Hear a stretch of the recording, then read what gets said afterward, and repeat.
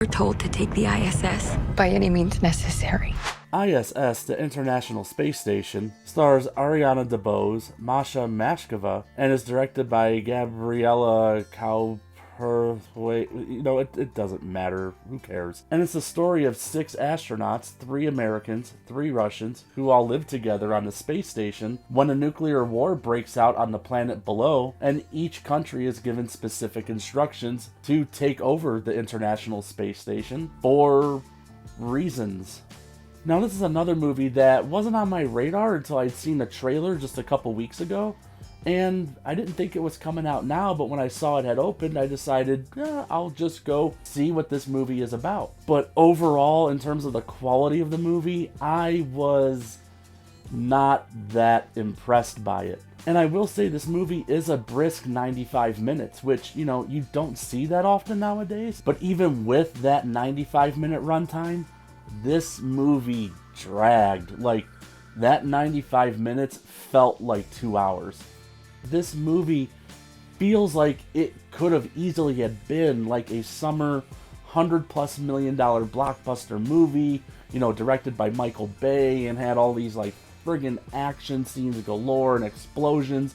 But instead, they really scaled it back and tried to focus more on the character side, which I applaud them for doing or attempting to do, because, without characters, you don't have a movie. You can cram all the special effects into a movie you want, but if you're not invested in characters, you're not invested in the story, and there's no sense in watching it. So I give them that A for effort here, but they missed the mark with this movie, in my opinion, completely. Now, I can't say much about the direction or the acting, neither which had a lot to write home about. I liked the Russian guy, who kind of looks like Karl Urban, and I liked the other Russian chick. Other than that, everything was just sort of bland.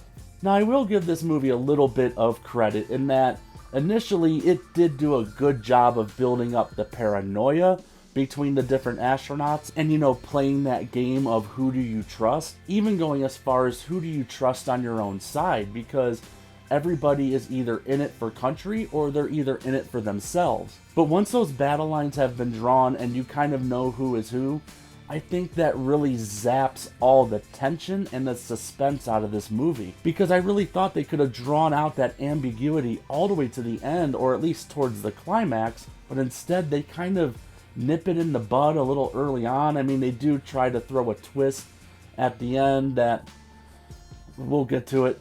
But as I alluded to in my synopsis at the start of this video, the kind of objective or the plot of this movie is that these countries, Russia and the United States, want their astronauts to seize control of the space station itself because it holds some sort of strategic advantage. By any means necessary. I don't know what advantage it could hold, and it's never explained in the movie. I guess they're just sort of hoping that you go along with it and don't ask too many questions. But all while this is happening, the propulsion system to the space station has failed, meaning that the ISS is slowly plummeting to Earth. So they do introduce that ticking clock element where both these astronauts have to, complete their objectives before the space station eventually crashes, but it never reaches a satisfying conclusion. Like I alluded to before about Michael Bay, like that is something that you would expect in a big budget Hollywood movie. These astronauts are all fighting each other, all the while the station is going, lower and lower, shit's breaking off. And then, there's warnings, 5 minutes until, critical altitude has been reached or some bullshit like that. You know what I'm saying? Here, there is none of that. Like, it's referenced and it's alluded to a couple times, but by the time you get to the end, it's just resolved.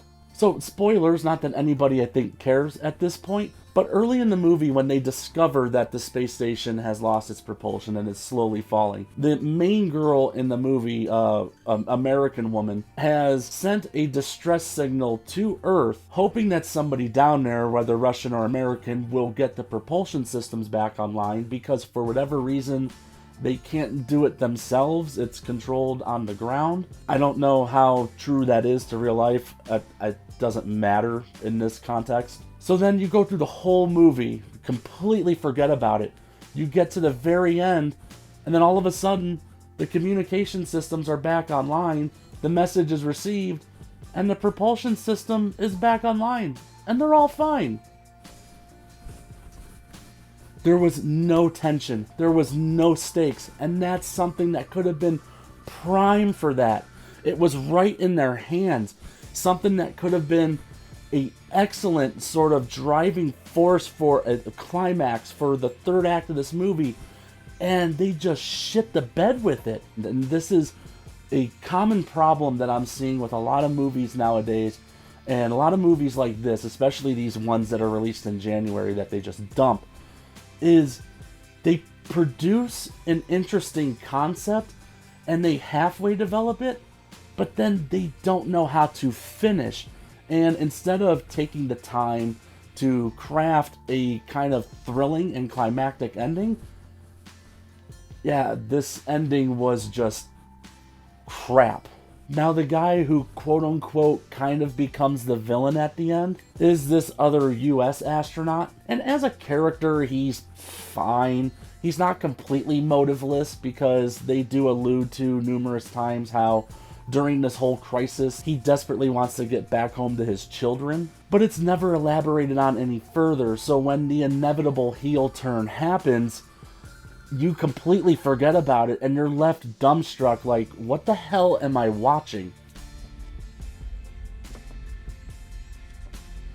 What the hell am I looking at?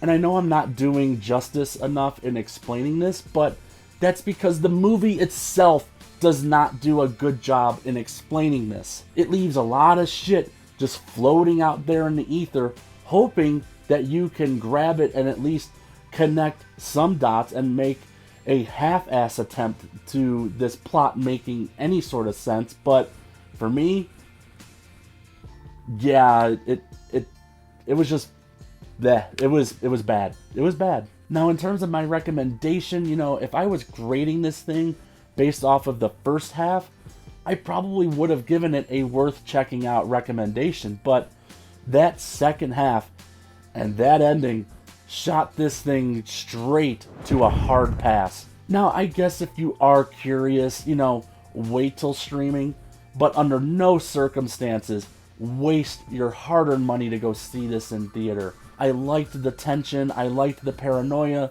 The second half and the ending shot it straight to hell. So yeah, in my opinion, you could skip this one.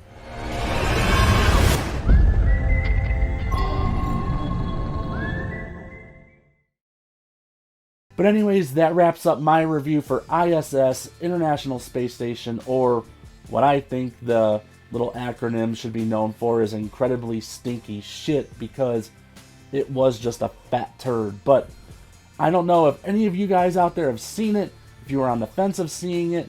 Let me know your comments below what you thought of the movie, whether you liked it, whether you just did not like it, whether you were disappointed.